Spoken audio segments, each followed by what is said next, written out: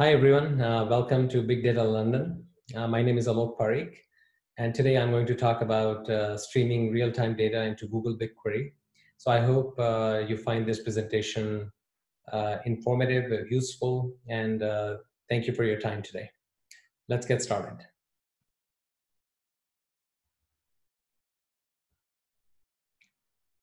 So to begin with, let me introduce myself.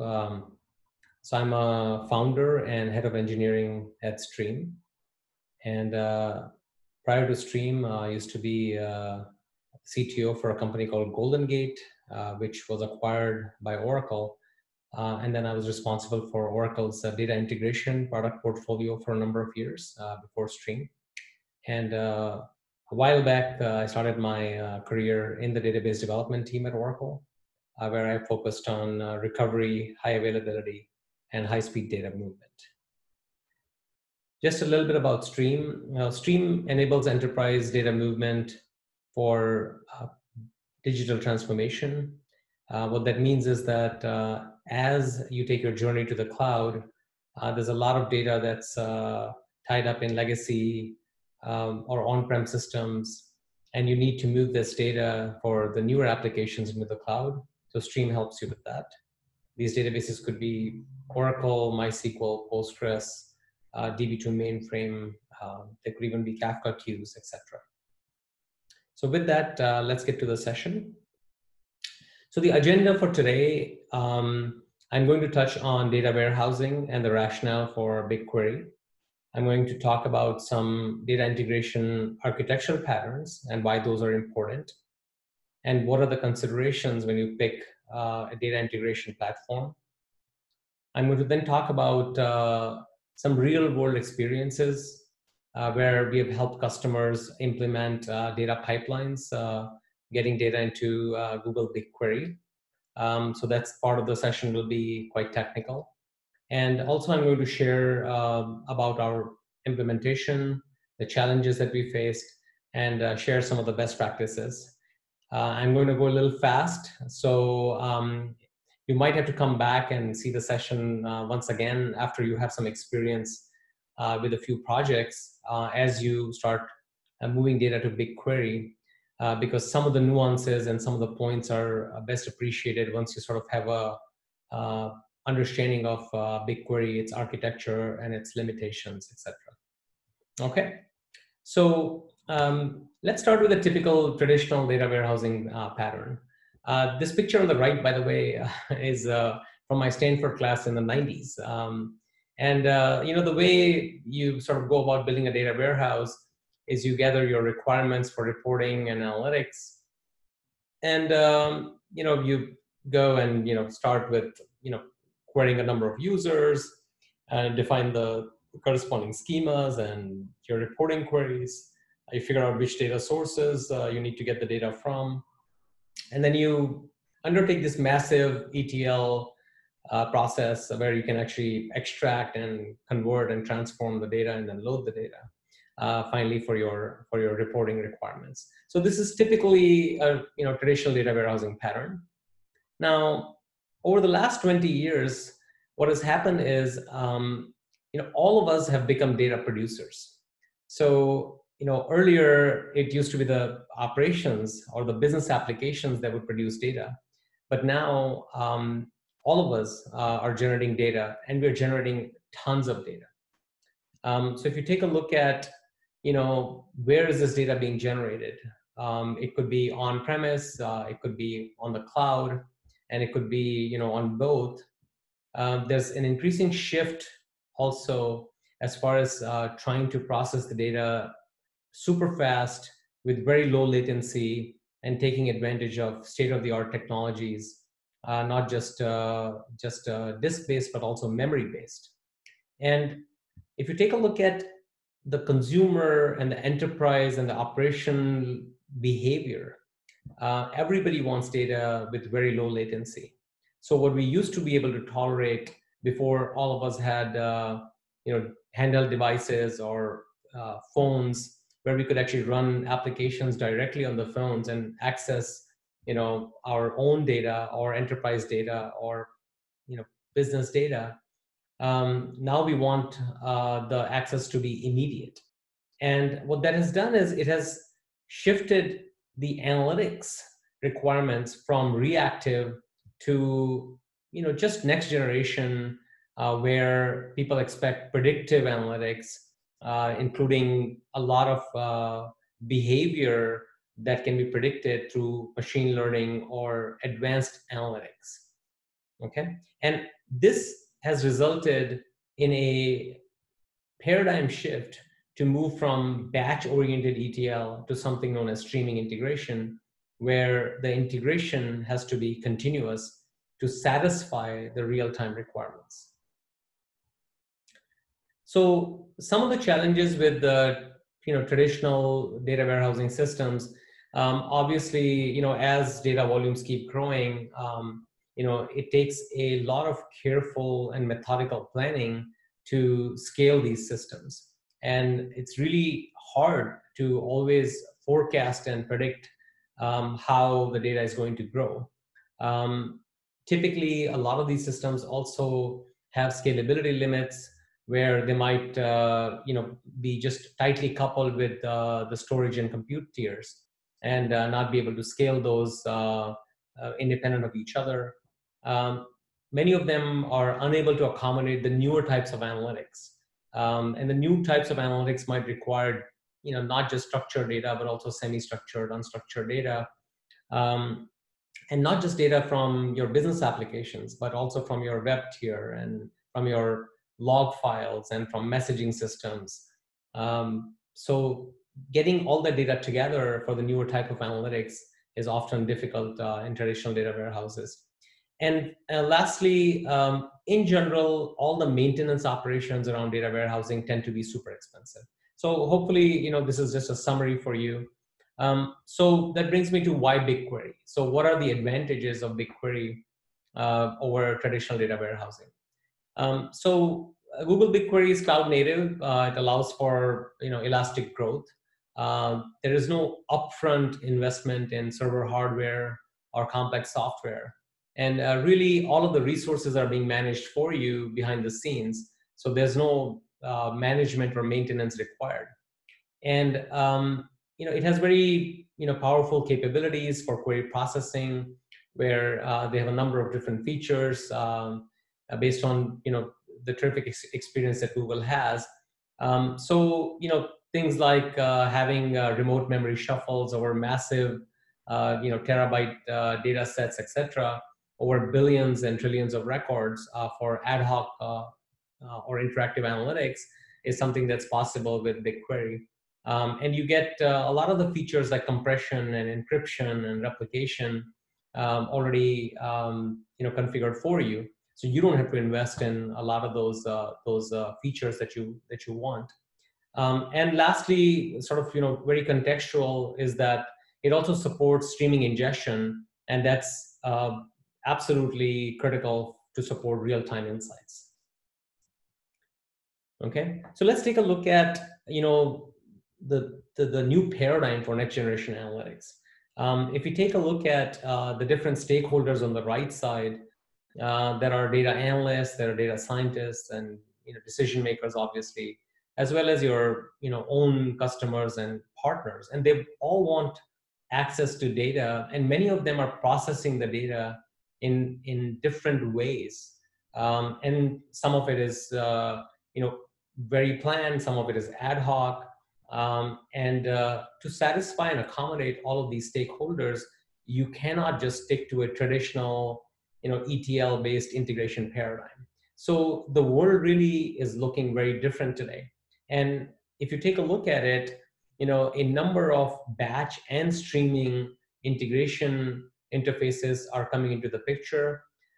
Once you are able to collect the data from these different sources, you quickly want to deliver that to for processing, or directly to store it in either a messaging system or into a cloud-based storage system.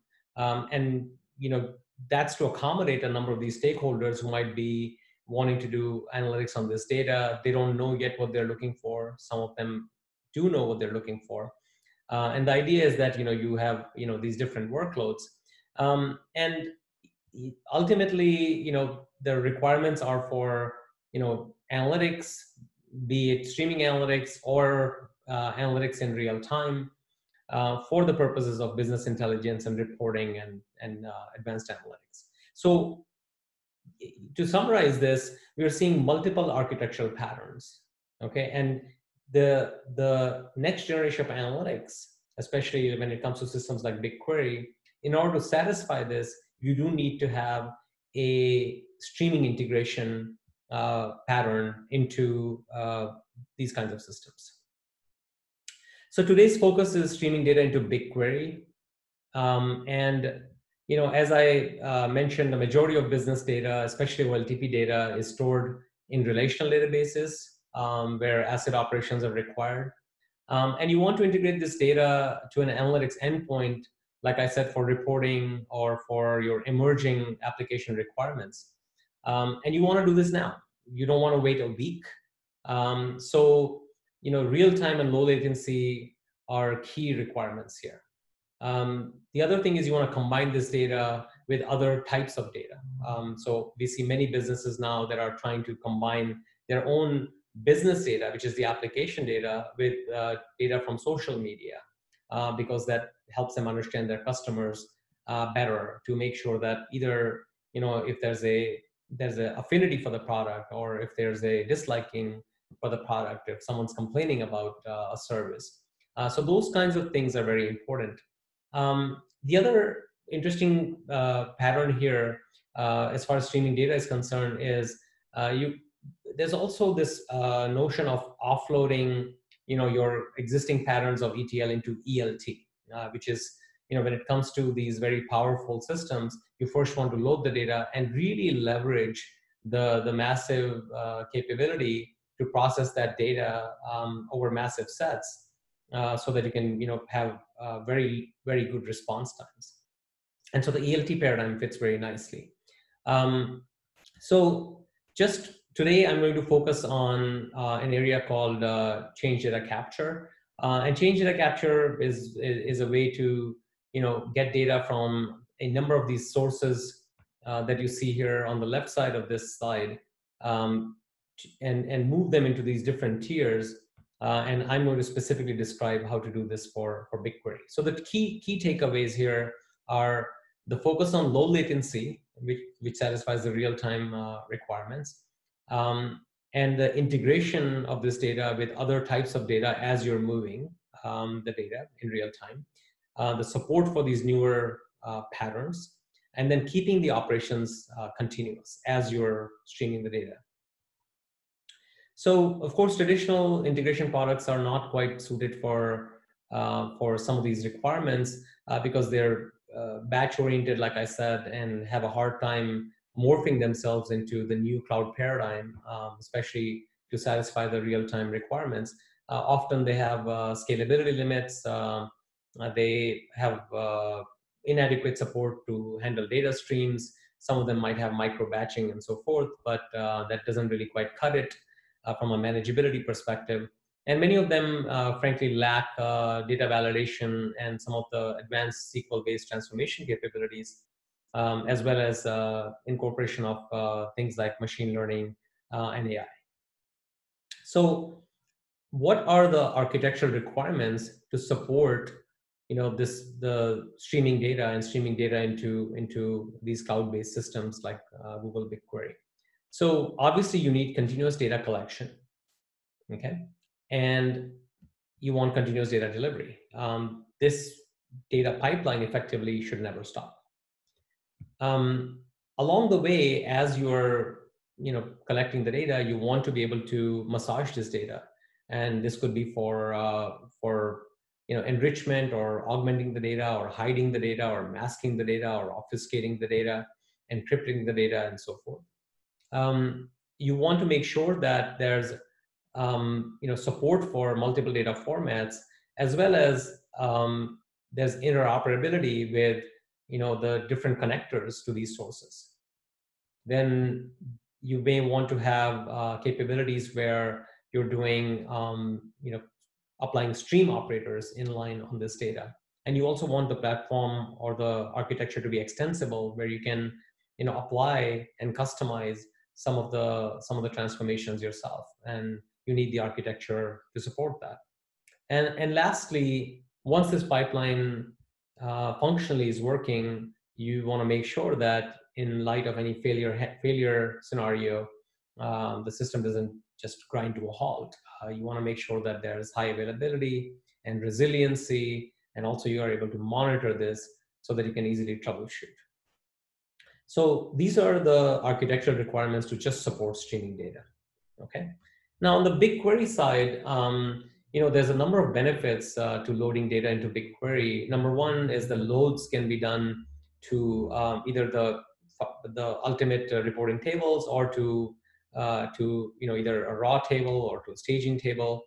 And during the load, BigQuery does preserve give you asset semantics. So it's either the end of the result at the end of the load, or prior to it. They do allow concurrent read and read-write access. They can scale to very large volumes, like I mentioned. And then there's a streaming API available to ingest the data in real time. So let's actually take a look at real-world streaming considerations, and we'll get into the implementation and best practices after that. So we worked with a number of different customers who are trying to do this, and a lot of what I'm saying today is based on our the journey where we have learned what works, what doesn't work, and what are the best practices that I hope to share with you. But prior to that, let me talk a little bit about the application requirements. So the input that we have here is from retail, healthcare, and financial sector customers. They wanted to get data into BigQuery, and the application use cases were for real-time search, for real-time verification when there's data coming in from, let's say, payroll application, for real-time customer experiences when there's retail data and you want to get immediate up to a second visibility. So those kinds of requirements needed to be satisfied. The data itself was coming from a number of different sources, including Oracle and PostgreSQL and many other databases. The typical volumes that these customers were experiencing were anywhere from 12 million to 600 million records a day. And so that's fairly large. And again, you may wonder, 12 to 600 million, of course, the record size also matters. So for example, in the case where it's 12 million records a day, I just happen to know that the record size on average was about 860 bytes. The customer databases were scattered not only across different states in the US, but also across continents where they were trying to get the data all consolidated together into BigQuery. And so really ETL was deemed very slow and quite stale for real-time analytics here. Okay, so in the next 3 slides, I'm going to talk about, what are the considerations when we work with these types of databases and we want to push this data into BigQuery. So number one is that you want to keep the end-to-end latency very low, typically order of seconds or maybe order of minutes, depending on your workloads. There has to be support for continuous data collection from a number of heterogeneous databases, as well as from other applications. And these other applications could have APIs, and you want to also consume data directly from those APIs. Handling different event formats. So if you take a look at the data as it's coming in, you might actually get the base image of a relational table, which has all the fields, or you might get a logical change record, which is describing the change to that specific record. So you need to be able to handle both types of formats. More interestingly, the change format itself could be, include all of the fields in that tuple, or it could just be a partial or a compressed image. So for example, if you just update several fields, then you may only get the updated field, the new updated fields and the key, and not all of the specific attributes in that tuple. So you need to be able to deal with that, as you push that data into BigQuery. You need to be able to make sure that, the initial schemas, of course, can be created on BigQuery. You could take an initial load and create a one-time snapshot so that you can apply these delta changes. So you need to pay attention to that. And then perhaps most interestingly and importantly, you need to be able to do this for not just one table or two tables. You need to be able to do this for tens of thousands of tables. And that's what we have seen. Okay. So if I just go forward now, as you are taking these real-time changes, you might want to just, push them into some dimensional tables, or you might want to do denormalization. That's really a choice depending on the application on BigQuery, but you have to be able to support certain types of transformations to handle that. Sometimes that requires your tables to be mapped to tables that are perhaps named differently, or columns that are named differently, or mapping between only subsets of the columns. You might want to hide certain data as the data is going through. Like I mentioned, if your application on BigQuery happens to be a marketing application, you may not necessarily, or in fact, you want to avoid taking some PII data from the source side. So you need to be able to make sure that privacy concerns are addressed there. You may want to augment the record by looking up reference data along the way prior to pushing the data into BigQuery. And then some system level aspects, you need to be able to make sure that the event order is maintained. So if you have an insert followed by an update, it's not going to work if you reverse that order. I'm going to talk about why that's important. And then also you want to make sure that the event guarantees are satisfied, because many applications are not able to tolerate the fact that you might have non-even P guarantees at the target, in this case BigQuery. So so the real world concerns, so these were what I would call the functional considerations. Then there are also the system level architectural considerations. So once you actually have the end-to-end flow, for example, from your data sources, you're ingesting and processing, pushing it into storage and into the analytics tier, you want to be able to make sure that all of the logical failures that come up in the pipeline, node failures that come up in the pipeline, any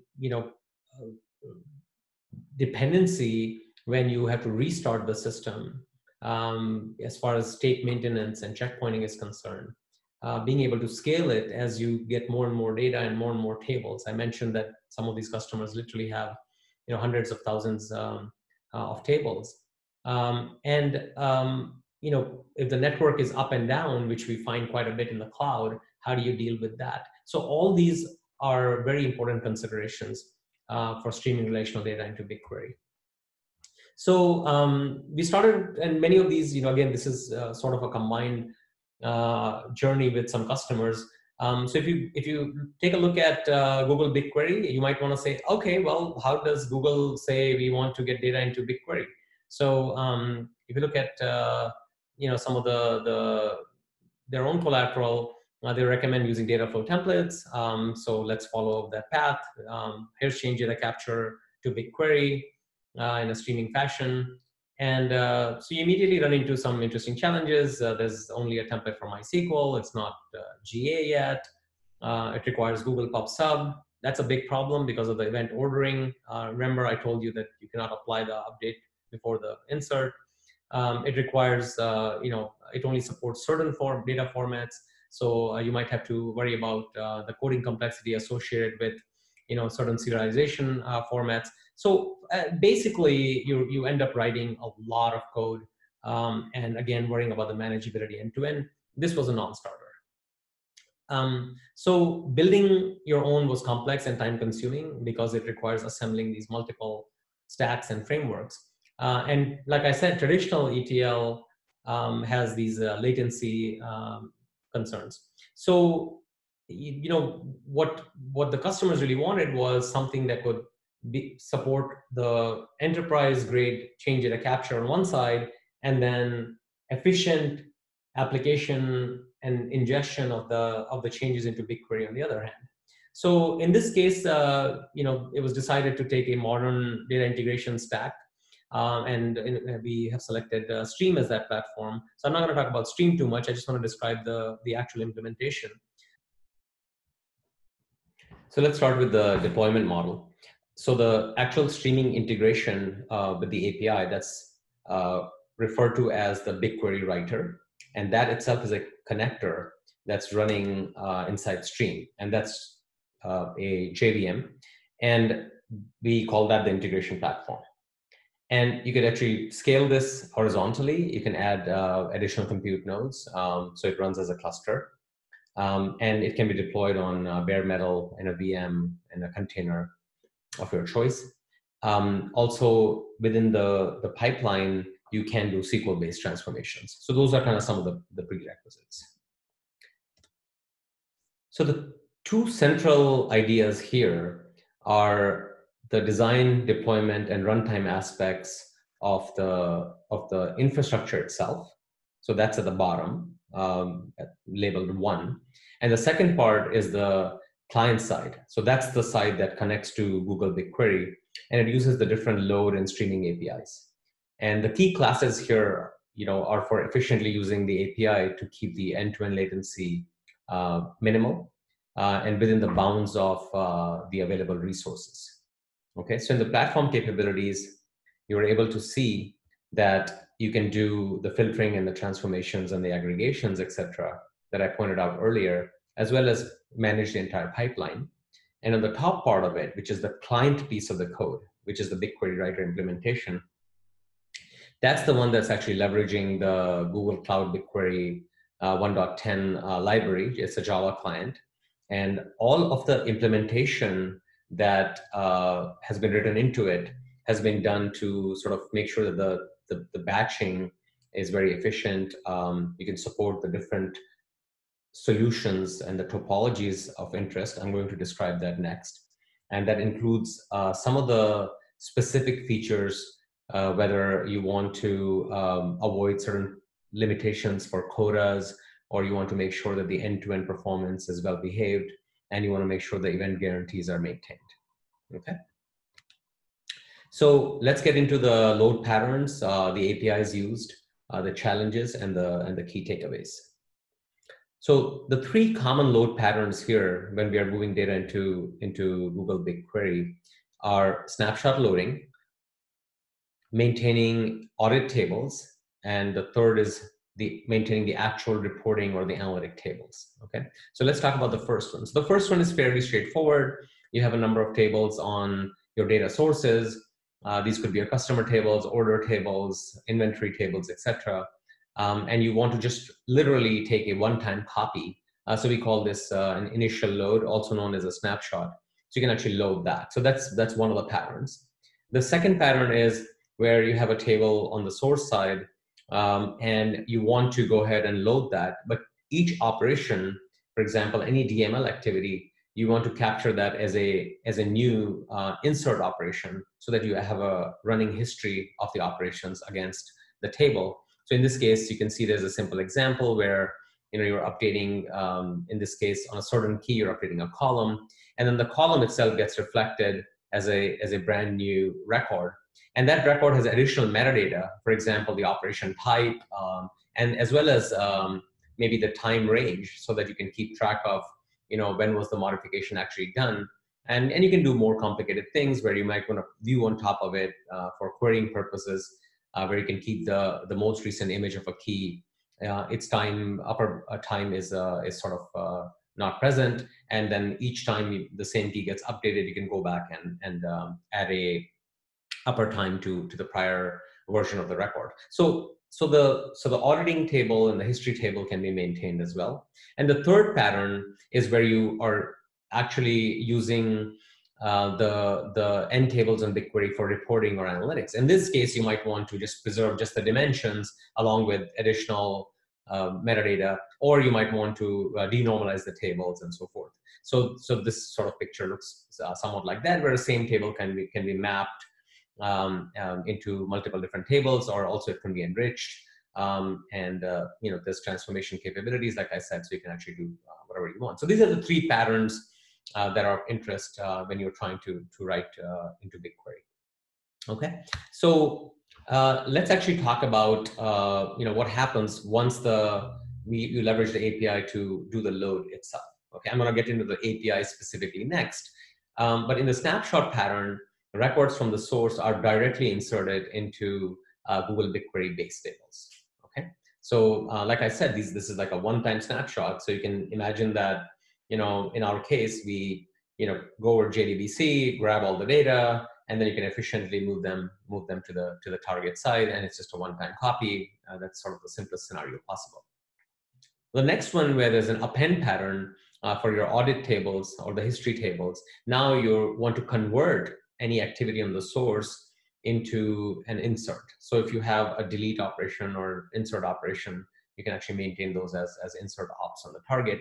And here, it's interesting to pay attention to whether the image that you're getting from the source database is the entire base image. Is it a full image, or is it a partial image? So in this case, we do expect a full image because you want to actually reflect all of the values on the BigQuery site. The last one is the most interesting one, and that's what customers want typically, and that's the merge pattern.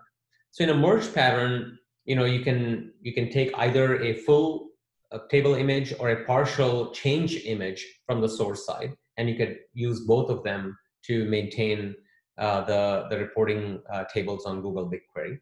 So you can imagine that as data is changing on the source, you are buffering that and pushing that into a staging table, and this staging table is used as a temporary table for each batch to be loaded, and then you're going to actually execute a merge to the underlying base table.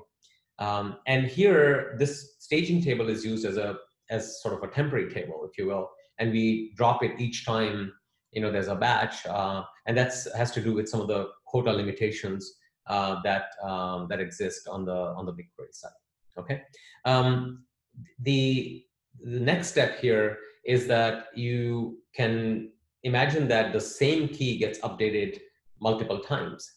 So in this case, the merge operation itself, and let me just describe the merge operation. So the merge operation is leveraging the Google BigQuery merge DML statement itself. And there are certain assumptions that are made within how that's implemented. So in your staging, if you have the same key being updated multiple times, meaning that there are updates to different columns for the same key, then each time you issue a merge, it's actually inefficient. So what we do is we actually take a in-memory compaction stage first and consolidate for a single key all of the operations within that batch, and then take that set of records and push that into a second staging table. And it's a second staging table where we're going to sweep that and then finally apply a merge into the core base table. Okay, so that's basically step 4 here, where the stage 2 table is merged into the final BigQuery table. I'm going to describe some of this just in the next few slides. I just want to cover the high-level overview first. And then once the merge statement is executed and the client side has acknowledgement for it, we record that within the Striim platform itself, and that's basically the checkpoint, and that's recorded asynchronously. So in case there's any failure scenarios, we always have a reliable checkpoint to go to, and then we can go ahead and start processing from there. There's a lot of code behind the scenes there to make sure that ultimately, when you have subsequent merges executed, we can guarantee that events are processed once and only once. The final state of the base tables is going to reflect even P. Okay, so let's talk about the API itself. So we took 2 approaches here.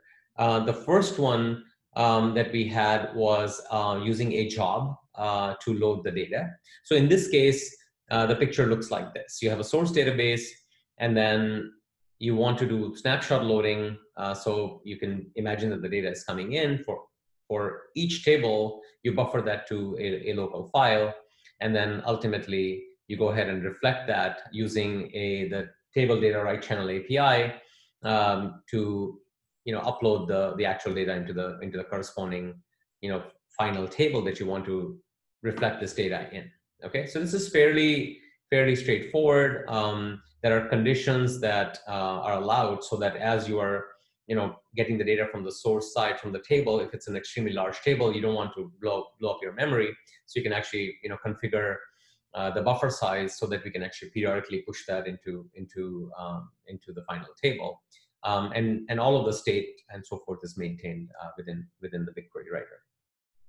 Okay, so the way this API itself works is there are two main things to consider here. One of them is you're receiving the changes from your source system and you're buffering them. And then once the upload policy is met, then another thread takes that and loads that into the staging area, and it can do the corresponding merges and so forth that I described earlier. Okay, so the main thing is that the I/O itself is configurable, so you can actually set you can tune that to let's say every minute's worth of data that comes in, or it could just be a specific size. Okay, and so the trade-offs to be considered here are client-side memory versus latency. Okay, so with the load API, we did see that there was a few limitations that some of the high-end customers ran into. The most notable one was the fact that per table, there is a file upload limit of 1,500. And so if you just work out the math, in a single day, if you have close to 90,000 seconds, then you sort of are limited to a 60-second upload in order to adhere to the 1,500 upload policy. So this effectively means that on a single table, you're going to be kind of a minute behind. And some customers are okay with that, others aren't. Of course, this also some tables might be fast moving and have lots of data. Some might actually not be moving that fast. So you have to consider these kinds of trade-offs when you pick the load API. But it's something that actually does work for many real-world scenarios. But for the extreme low latency, if you truly want to keep the latency down to a bare sub-second or a few seconds, and not run into these quotas, then the recommendation would be to use the streaming API. So we tried in BigQuery Writer to use the streaming API, so that's approach 2. So in this case, rather than when the buffer, the data is coming in, rather than keeping that in a local file, buffering that to a local file prior to the upload, we actually just use memory to buffer these changes.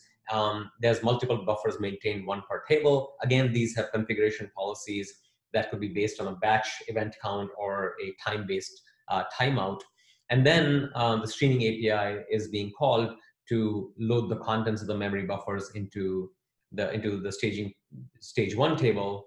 And then there's, as I described earlier, there's the in-memory compaction pass, moved it to stage 2, and then from stage 2, there's a merge operator that finally moves them into the base table.